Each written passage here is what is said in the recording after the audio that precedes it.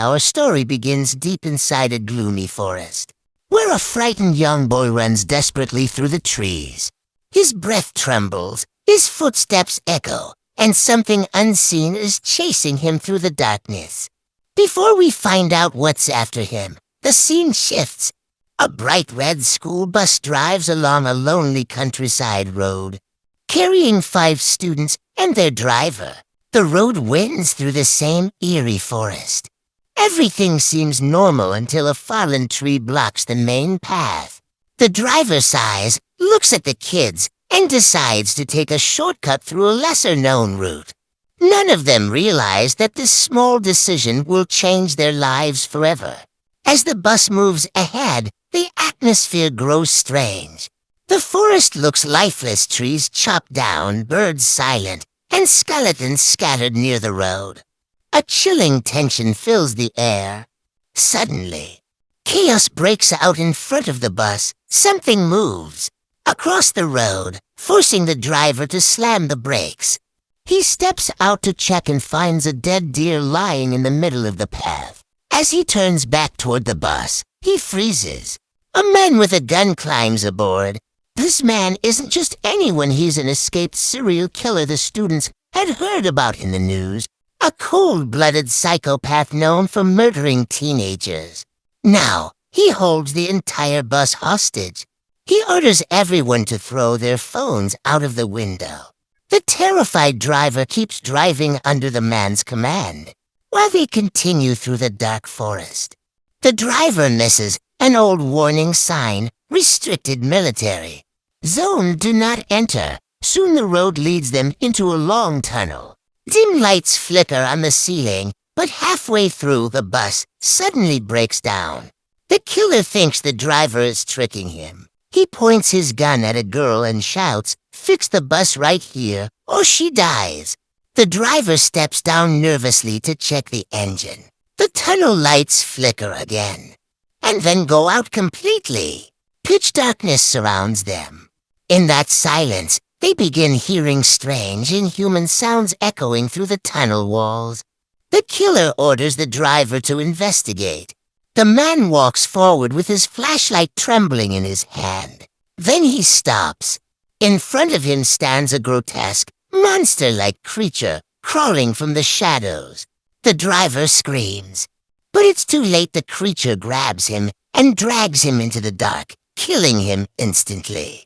The children watch in horror through the bus windows. The killer, equally terrified, pulls the girl back inside and whispers, "Stay quiet, or it'll hear us." He tries to start the bus, but the keys are missing. The driver had them. He forces the same girl to fetch them. She steps outside, shaking with fear, and sees the driver's body torn apart. Fighting back tears, she grabs the key and runs back inside. Now the killer demands the boy named Reggie to start the engine, but the bus is too damaged.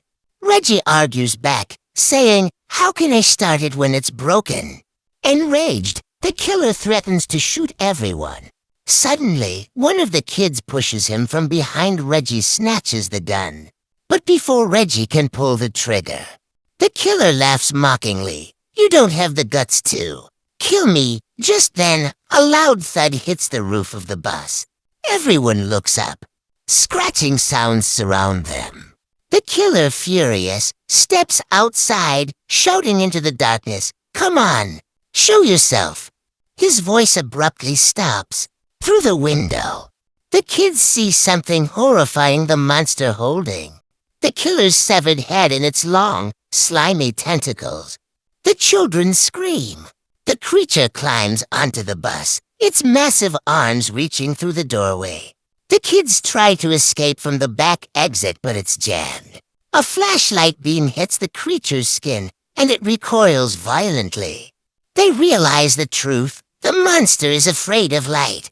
Using their torches and phone lights, they force it back, finally prying the door open. They sprint out of the bus and into the darkness of the tunnel, heading for safety. After running for minutes, they stumble into an underground military bunker. Inside, they find old maps, broken lights, and rusted machinery. On one wall, A map shows the entire underground facility. They figure out that if they can restore power, they might be able to flood the place with light and keep the monster away. The group splits up. Reggie and a girl named Queenie go to find the power switch. The two talk nervously to ease their fear.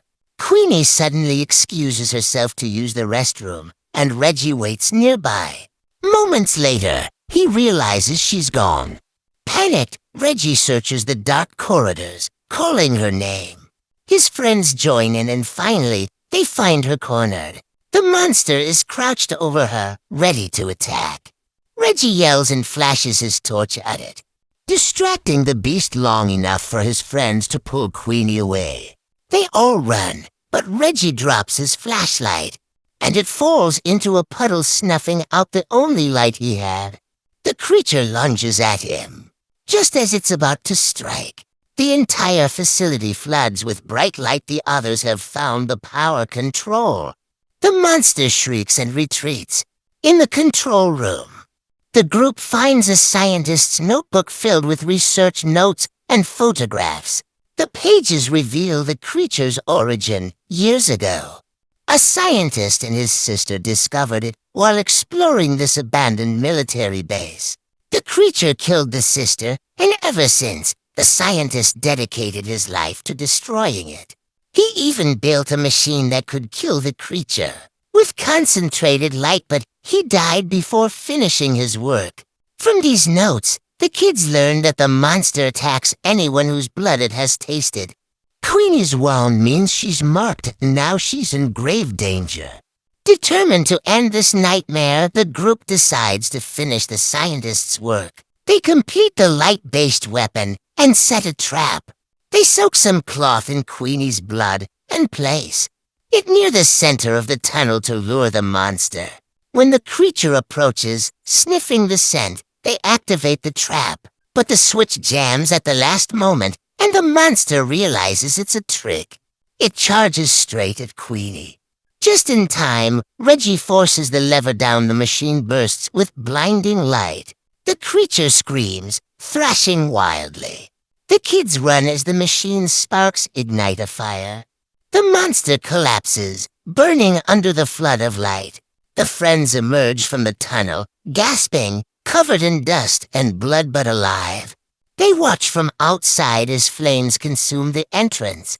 The monster's shadow disappears within the blaze. They've finally done it. They've killed the thing that haunted the forest for decades. As dawn breaks, the survivors remember the bus driver who died protecting them. He had asked them a riddle earlier in the journey. What helps us get out of the darkest places? At the time, no one knew the answer. But now, they understand. It's courage, the courage to face fear, to stand together, and to keep fighting even when all hope seems lost. And with that lesson, their terrifying shortcut finally ends.